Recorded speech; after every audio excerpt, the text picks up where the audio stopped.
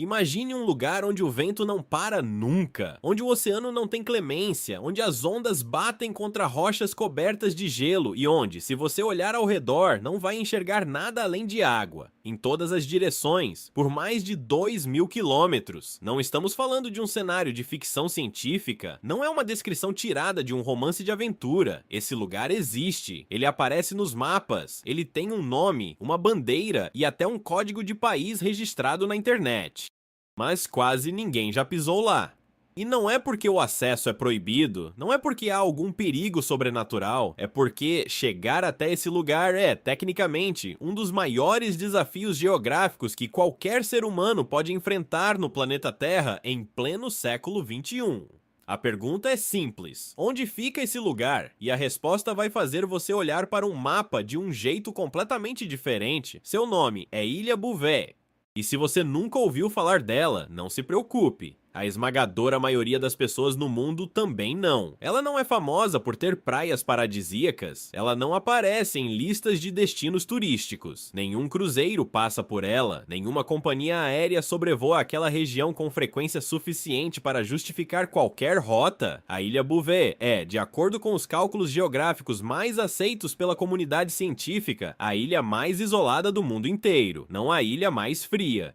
Não a ilha mais perigosa, a mais isolada, o ponto de terra emersa mais distante de qualquer outro pedaço significativo de terra habitada no planeta. E isso por si só já seria suficiente para falar sobre ela, mas a história da Ilha Bouvet vai muito além da geografia. Ela envolve expedições fracassadas, décadas de controvérsia científica, animais que desafiam o bom senso da sobrevivência, e no episódio mais perturbador de toda a sua história, um barco abandonado sem qualquer explicação.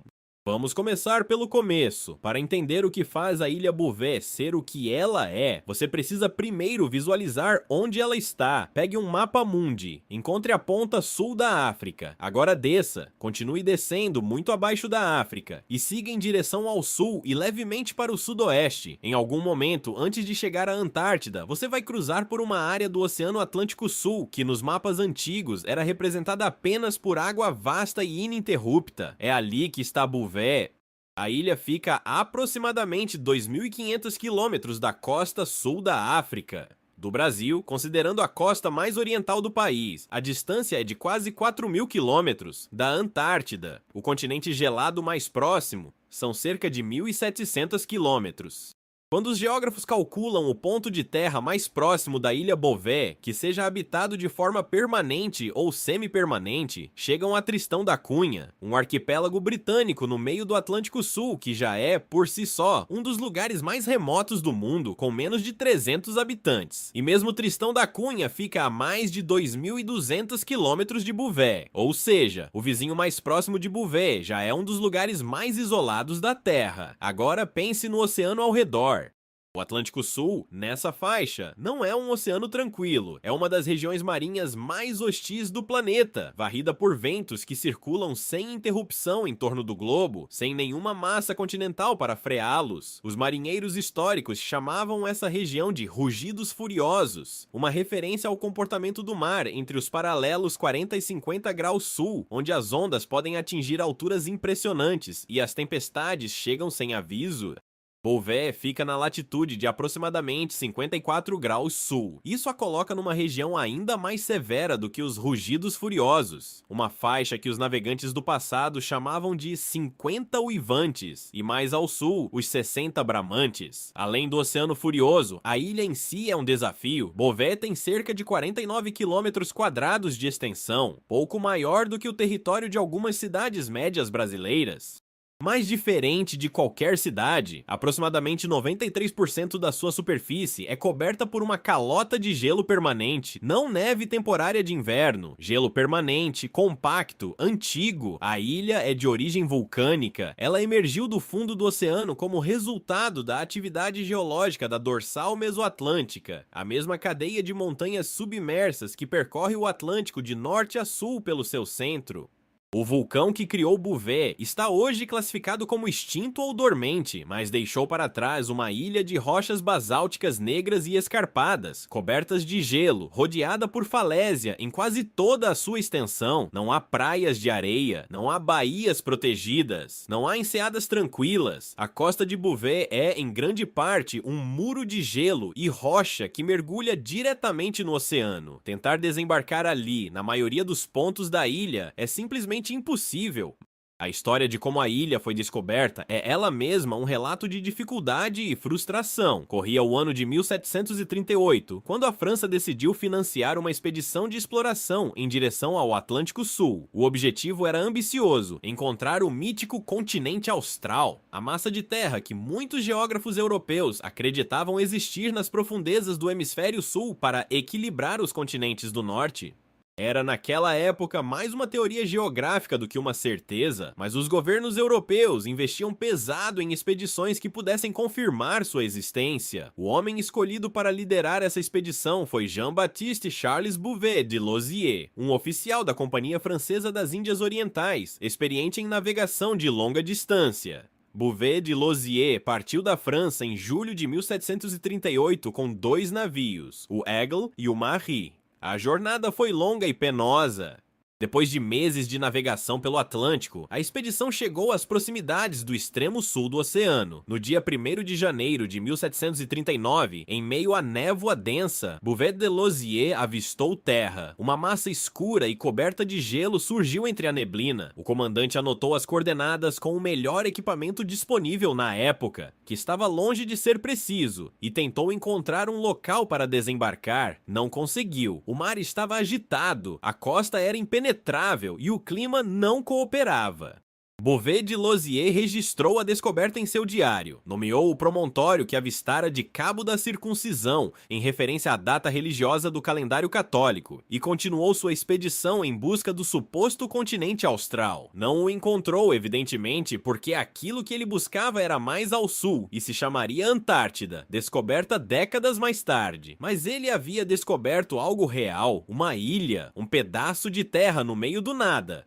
O problema é que as coordenadas que ele registrou eram imprecisas, e isso ia gerar um problema que persistiria por décadas. Aqui começa um dos capítulos mais curiosos da história da exploração geográfica. Depois que Bouvet de Lozier voltou à França e relatou sua descoberta, outros navegantes tentaram encontrar a ilha. Afinal, se existia terra no Atlântico Sul, aquilo poderia ter valor estratégico, econômico ou científico. O problema, ninguém conseguia achá-la. As coordenadas registradas por Bouvet de Lozier continham um erro considerável, algo compreensível para a tecnologia náutica do século XVIII, mas suficiente para fazer a ilha desaparecer do mapa. Expedições inglesas foram enviadas à região, outras expedições francesas tentaram o mesmo. Nenhuma encontrou a ilha.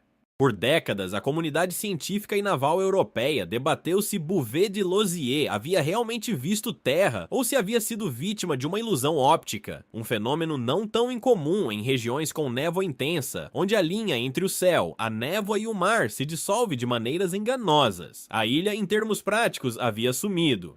Foi somente em 1808, quase 70 anos depois da descoberta original, que um navio britânico da Companhia das Índias, chamado Snow Swan, comandado pelo capitão James Lindsay, avistou novamente uma massa de terra que correspondia à descrição de Bouvet de Lozier, mas novamente não foi possível desembarcar. A confirmação definitiva da existência da ilha e um primeiro desembarque bem-sucedido só ocorreu em 1825, quando o capitão britânico George Norris, a bordo do navio Sprightly, conseguiu finalmente pisar em terra firme na ilha. Norris chegou a reivindicar a ilha para a coroa britânica, nomeando-a de Liverpool Island. Mas aqui a história ganha mais uma camada de confusão. Norris relatou ter avistado uma segunda ilha próxima, que chamou de Thompson Island.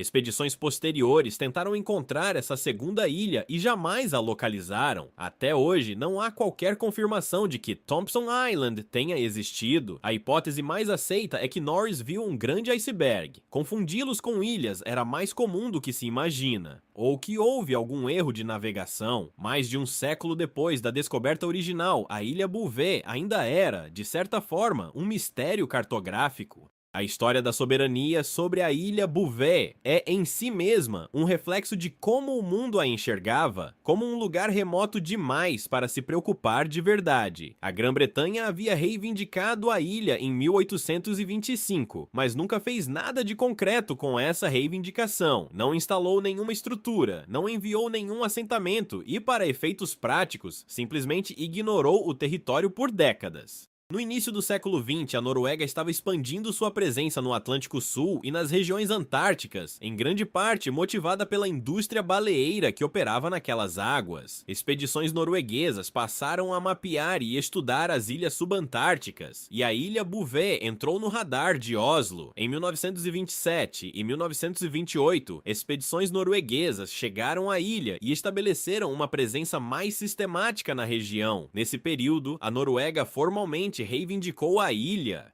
A Grã-Bretanha, reconhecendo que nunca havia feito nada com a sua antiga reivindicação, cedeu a soberania à Noruega em 1928. Desde então, a ilha Bouvet é território norueguês, o ponto mais distante do território da Noruega continental, que fica a mais de 12 mil quilômetros de Oslo. A Noruega classificou a ilha como reserva natural em 1971, proibindo qualquer atividade que possa alterar seu ecossistema. Desde então, a presença humana na ilha é controlada e extremamente rara, limitada a expedições científicas ocasionais e, de vez em quando, visitas de monitoramento ambiental. A ilha também tem, curiosamente, um código de domínio de internet registrado, .bv. Se você tentar acessar um site com esse domínio, provavelmente não vai encontrar nada. O código existe, está registrado, mas raramente é usado, uma metáfora digital da própria ilha. Mesmo com toda a tecnologia do século XXI, a ilha Bouvet permanece extraordinariamente difícil de alcançar, e não é uma questão de falta de interesse ou recursos, é uma questão de condições físicas que continuam desafiadoras, independentemente do equipamento disponível. O primeiro obstáculo é a distância. Qualquer expedição à ilha Bouvet precisa partir de algum porto relativamente próximo, geralmente da cidade do Cabo, na África do Sul, ou de algum porto na África do Sul ou Namíbia. Mesmo assim, a travessia marítima até Bouvet leva vários dias em condições favoráveis, e condições favoráveis nessa região do oceano não são a norma, são a exceção. O Atlântico Sul nessa latitude é dominado pelo que os meteorologistas chamam de cinturão de baixas pressões subpolares. Isso significa que a região vive, na prática, em estado de tempestade quase permanente. Ventos fortes, ondas de vários metros de altura e visibilidade reduzida por névoa e neve são condições padrão, não excepcionais. Chegar até a ilha é apenas parte do problema, desembarcar nela é outro desafio completamente diferente. A costa da ilha Bouvet é na maior parte uma parede, falésia de rocha basáltica negra e fria, coberta de gelo nas partes mais altas, mergulhando diretamente no oceano. Não há uma baía natural protegida, não há ancoradouros, não há praias que permitam o atraque de embarcações convencionais. Nos raros pontos onde o terreno é menos íngreme, a costa ainda apresenta rochas submersas e correntes imprevisíveis que tornam a aproximação por barco extremamente perigosa. Helicópteros têm sido usados em expedições mais recentes para superar esse problema, pousando diretamente na superfície gelada da ilha, mas isso exige que o navio base se aproxime o suficiente da ilha para que os helicópteros consigam chegar, o que por si só já é arriscado dado o comportamento do mar naquela região. Há também o problema do gelo flutuante. Durante o inverno austral, que vai de junho a setembro, a ilha fica parcialmente cercada por gelo marinho que se forma ao redor, dificultando ainda mais a aproximação. Mesmo no verão austral, pedaços de gelo desprendidos da calota permanente da ilha podem estar à deriva nas proximidades, representando risco para embarcações. Some a isso o clima imprevisível e a ausência de infraestrutura de qualquer tipo, sem porto, sem pista de pouso, sem abrigo permanente, sem comunicação fixa, e você tem um quadro de acesso que, no mundo moderno, coloca Bouvet em uma categoria própria. Dado tudo isso, as expedições que efetivamente conseguiram desembarcar na ilha Bouvet se contam nos dedos das mãos. Após o desembarque de Norris em 1825, décadas se passaram sem novas visitas documentadas com desembarques confirmados. As expedições norueguesas do final dos anos 1920 foram as primeiras a fazer levantamentos mais sistemáticos da ilha, e uma estação meteorológica temporária chegou a ser instalada brevemente na ilha em meados do século XX, mas foi destruída por uma tempestade antes de entrar em operação completa. Uma expedição sul-africana em 1955 realizou observações científicas na ilha. Em 1966, a Noruega enviou uma equipe que estabeleceu uma estação automática de monitoramento meteorológico. Em 1977, uma expedição científica norueguesa mais abrangente passou um período mais longo na ilha, realizando levantamentos geológicos e biológicos. Em 1979, aconteceu algo que não tem relação direta com a ilha em si, mas que ela serviu de cenário involuntário. Os satélites americanos detectaram um clarão duplo característico de uma explosão nuclear na região próxima à ilha Bouvet. Esse evento ficou conhecido como Incidente Vela, ou Flash do Atlântico Sul. Até hoje, não há uma explicação oficial conclusiva sobre o que causou o clarão. As hipóteses variam de um teste nuclear clandestino a um meteoro, mas nenhuma foi confirmada de forma definitiva. Bouvet estava nas proximidades, o que fez a ilha aparecer brevemente nas discussões de inteligência de vários países. Mas voltemos à ilha em si. Em 1997, uma expedição de radioamadores chegou a Bouvet e operou uma estação de rádio a partir da ilha, o que é considerado um dos maiores desafios do mundo do radioamadorismo pela dificuldade logística de chegar até lá. A expedição ficou na ilha por um período limitado e partiu antes que o clima piorasse. Em anos mais recentes, algumas expedições científicas focadas em biologia marinha, geologia e monitoramento climático chegaram à ilha com o auxílio de helicópteros operados a partir de navios base. Mas mesmo essas visitas são curtas, dias, no máximo algumas semanas, e dependem de uma janela de clima favorável que pode se fechar a qualquer momento. Diante de tudo isso, o isolamento, o gelo, o vento constante, o oceano furioso, seria razoável imaginar que a ilha Bouvet é um lugar morto, estéril, sem vida, mas a natureza é mais resiliente do que qualquer definição humana de condições adequadas para a vida. A ilha é habitat de uma população significativa de focas, especialmente focas elefante do sul e focas leopardo, que usam as poucas áreas de rocha acessível na costa como local de descanso e reprodução. Focas leopardo são predadoras eficientes e robustas, capazes de sobreviver em ambientes subantárticos com facilidade. Mais visíveis e, de certa forma, mais surpreendentes são os pinguins, colônias de pinguins macaroni, identificados pela característica plumagem amarela na cabeça. E pinguins chinstrap habitam a ilha, aproveitando as águas geladas ao redor, que são ricas em krill e peixes. Pinguins são biologicamente animais perfeitamente adaptados para o frio extremo, mas a simples presença deles em uma ilha tão inóspita e isolada tem algo de inesperadamente comovente. Além dos mamíferos marinhos e dos pinguins, diversas espécies de aves marinhas usam Bouvet como ponto de repouso ou nidificação. Petréis, albatrozes e escuas, aves predadoras adaptadas a viver nas regiões mais hostis do oceano, foram registrados na ilha. A vegetação é escassa, mas não inexistente. Musgos e líquens colonizam as poucas áreas de rocha expostas que não estão cobertas por gelo. Esses organismos são extraordinariamente resistentes e conseguem sobreviver em temperaturas negativas, com pouca luz solar e em condições de congelamento e descongelamento cíclicos. O oceano ao redor da ilha, por sua vez, é rico em vida. As águas subantárticas têm uma produtividade biológica alta. A mistura de correntes frias traz nutrientes à superfície, sustentando cadeias alimentares que alimentam desde o krill microscópico até as baleias que passam pela região em rotas migratórias. A ilha Bouvet pode ser quase inabitável para humanos, mas está longe de ser um deserto biológico. E agora chegamos ao episódio que transformou a ilha Bouvet de uma curiosidade geográfica em algo com uma dimensão genuinamente perturbadora. Era abril de 1964. Uma expedição sul-africana chegou à ilha para realizar levantamentos científicos. A equipe conseguiu desembarcar em uma das poucas áreas acessíveis da costa, uma pequena plataforma rochosa chamada Niroissa, que havia surgido como resultado de um deslizamento de terra ou atividade geológica relativamente recente e que oferecia um terreno mais plano do que o resto da ilha. Foi nessa área que os cientistas encontraram algo completamente inesperado. Um bote salva-vidas abandonado, não um naufrágio antigo coberto de ferrugem e líquens, que poderia ter chegado ali décadas antes. O bote estava em condições que sugeriam uma utilização relativamente recente. Dentro dele, os pesquisadores encontraram alguns equipamentos e utensílios, incluindo remos e, conforme relatado, um barril de cobre. Não havia nenhuma pessoa, não havia corpo, não havia nota explicativa, não havia qualquer sinal das pessoas que haviam utilizado aquele bote. A pergunta imediata e óbvia era: de onde veio esse bote e para onde foram as pessoas que estavam nele? Vamos pensar na situação. Estamos falando da ilha mais isolada do mundo. Chegar até ela já é um desafio monumental. Estar em um bote salva-vidas nessa região do oceano implica que houve algum tipo de emergência. Um naufrágio, um acidente, alguma situação em que pessoas precisaram abandonar um navio maior.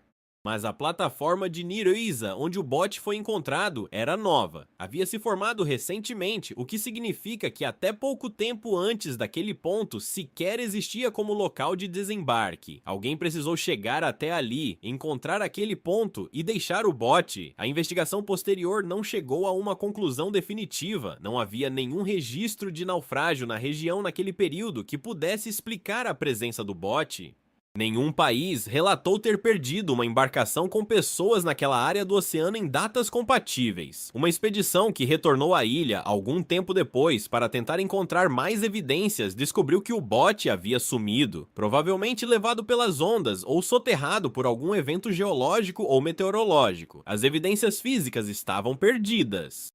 O que permaneceu foi a questão: quem estava naquele bote? De onde vieram? O que aconteceu com elas? A hipótese mais aceita entre os pesquisadores é a de que o bote pertencia a alguma embarcação que navegava pela região, possivelmente um navio baleeiro ou um navio de pesquisa, e que foi perdido acidentalmente, separando-se do navio-mãe, sem que necessariamente houvesse pessoas a bordo no momento em que derivou até a ilha. Outra possibilidade é a de que tenha havido um naufrágio não registrado de uma embarcação menor, cujos ocupantes conseguiram chegar à ilha, mas depois pereceram nas condições extremas, ou foram resgatados sem que o incidente chegasse ao conhecimento público, mas nenhuma dessas hipóteses foi confirmada. O episódio permanece, tecnicamente, sem explicação definitiva.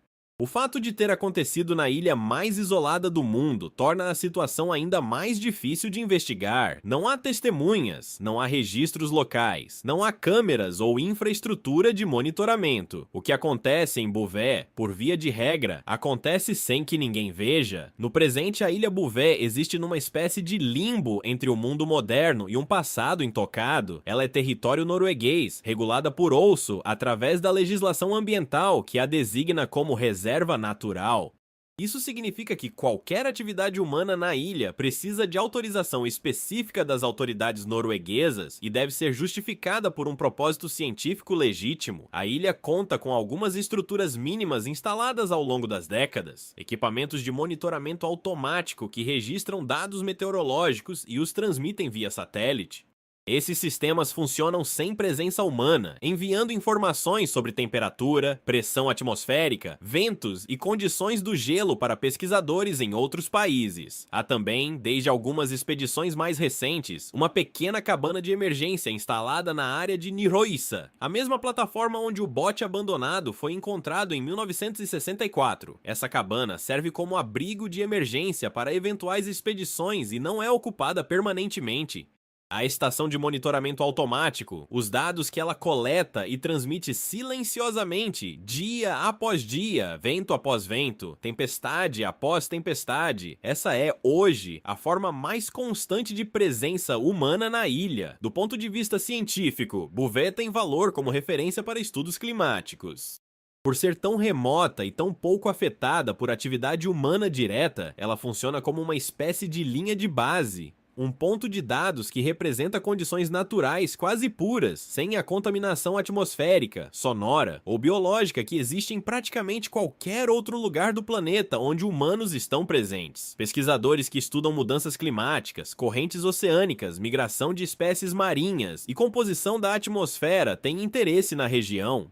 Mas visitas físicas continuam raras, caras e logisticamente complexas. A cada alguns anos, uma expedição científica consegue chegar até Bouvet, passa alguns dias, raramente mais de uma semana ou duas, realiza coletas e medições e parte antes que o clima feche e a janela de acesso se encerre. Depois disso, a ilha volta ao silêncio.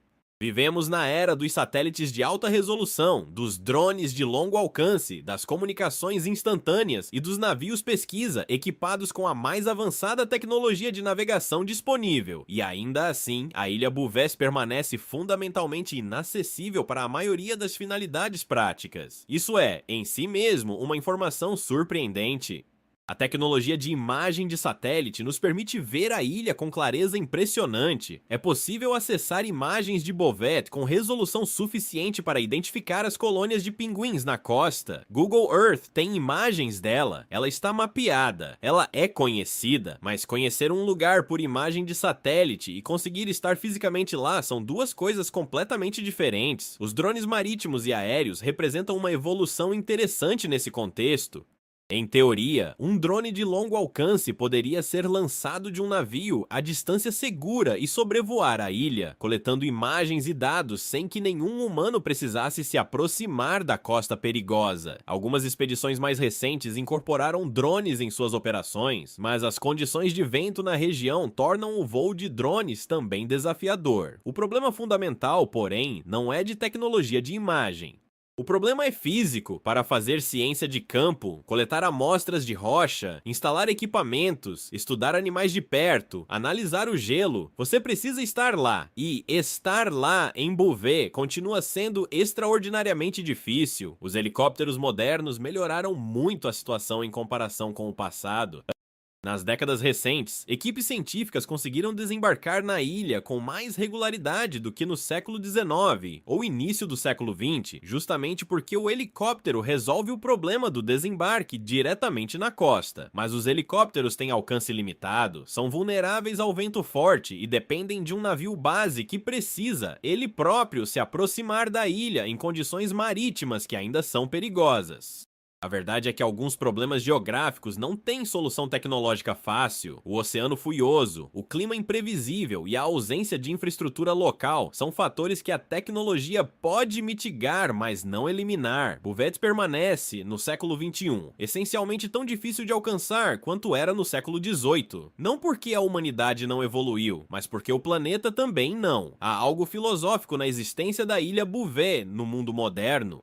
Nós vivemos numa era em que a ideia de lugar inexplorado parece cada vez mais anacrônica. As últimas grandes expedições geográficas terrestres aconteceram há décadas. O fundo dos oceanos ainda guarda muitos segredos, mas as grandes massas de terra do planeta foram mapeadas e estudadas com precisão notável. O Ártico tem estações científicas permanentes, a Antártida tem bases habitadas o ano inteiro, as florestas mais densas da Amazônia já foram sobrevoadas e documentadas. E no meio de tudo isso, existe uma ilha no Atlântico Sul que ainda hoje mal tem presença humana, que ainda hoje é visitada por apenas algumas expedições por década, que ainda hoje guarda perguntas sem resposta, como a do bote abandonado de 1964. O mistério de Bouvet não é sobrenatural, não é resultado de nenhuma conspiração, é simplesmente o resultado de uma combinação de fatores geográficos e climáticos que tornam a ilha genuinamente difícil de alcançar e estudar.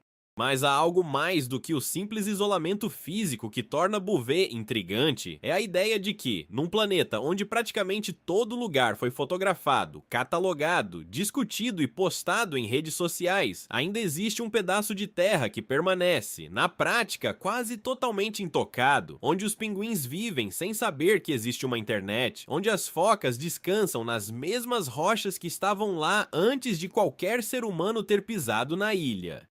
onde o gelo acumulou camada por camada ao longo de séculos sem que nenhuma mão humana o tenha tocado. Há uma pureza nesse isolamento que é difícil de encontrar em qualquer outro lugar da Terra. Pense no seguinte: a cada dia, bilhões de pessoas vivem suas vidas em cidades e vilarejos conectados ao mundo por estradas, satélites, cabos de fibra óptica e rotas aéreas. A ideia de lugar remoto para a maioria das pessoas significa talvez uma área rural, sem internet rápida, ou uma trilha de montanha a horas de carro de um centro urbano. Bouvet é outra dimensão de remotidade. É um lugar onde não há nenhum ser humano, onde não há registro histórico de alguém ter vivido de forma permanente, onde a última visita humana documentada provavelmente ocorreu há meses ou anos. Onde o silêncio é quebrado apenas pelo vento, pelo mar e pelas vocalizações dos animais que ali vivem. Em certo sentido, a Ilha Bouvet representa o oposto de tudo que a civilização humana construiu. Enquanto o mundo se tornou cada vez mais conectado, mais monitorado, mais documentado, Bouvet permaneceu essencialmente inalterada. Não por falta de interesse, mas por força das circunstâncias físicas que a protegem mais eficientemente do que qualquer lei poderia.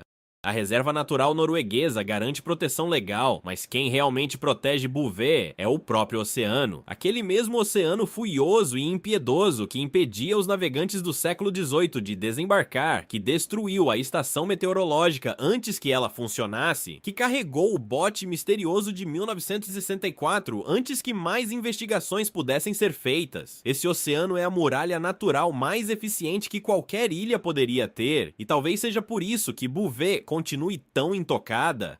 O planeta, de vez em quando, reserva para si alguns lugares que a humanidade simplesmente não consegue dominar completamente, lugares que existem segundo suas próprias regras, em seus próprios ritmos, indiferentes às ambições e curiosidades da espécie que tanto gosta de mapear, nomear e documentar tudo. A Ilha Bouvet é um desses lugares. Quando você olhar para um mapa agora, qualquer mapa provavelmente vai buscar Bouvet. Vai encontrar esse ponto minúsculo perdido no azul do Atlântico Sul, entre a África e a Antártida, sem vizinhos, sem rotas, sem nada. E vai parecer pequena demais para importar, mas a Ilha Bouvet importa, não pelo que ela tem, mas pelo que ela representa. Ela é a prova de que a Terra ainda guarda lugares que resistem à presença humana, não por magia, não por mistério sobrenatural, mas por uma combinação de geografia, clima e distância que simplesmente torna o acesso humano extraordinariamente difícil. Ela importa porque nos lembra que o planeta é maior, mais complexo e mais hostil do que nossa experiência cotidiana sugere. E existem forças naturais diante das quais a tecnologia humana, por mais avançada que seja, ainda precisa recuar, ou ao menos proceder com extrema cautela. Ela importa porque o bote abandonado de 1964 ainda não tem uma resposta definitiva, e provavelmente nunca vai ter, porque o lugar onde ele foi encontrado não guarda evidências por muito tempo. E ela importa porque em algum lugar naquele oceano furioso, rodeada por gelo e vento e silêncio, os pinguins continuam vivendo suas vidas com a mesma indiferença majestosa que sempre tiveram, sem saber que são habitantes do lugar mais isolado do planeta, sem saber que somos nós, os humanos, que chegamos atrasados a esse lugar que eles chamam de casa há muito mais tempo do que qualquer expedição científica. A última reflexão que fica é esta: se ainda existe um lugar como a Ilha Bouvet, mapeado, conhecido, reivindicado por um país e ainda assim quase completamente intocado, quantos outros lugares como esse ainda existem no planeta? Nas profundezas dos oceanos, nas regiões mais áridas dos desertos, no interior das geleiras, nas florestas mais densas? Quantas histórias o planeta ainda guarda que nunca vão ser contadas porque nunca houve ninguém lá para testemunhá-las? Bouvet nos diz que o mundo ainda é grande o suficiente para guardar segredos, e que alguns deles, talvez, seja melhor deixar como estão.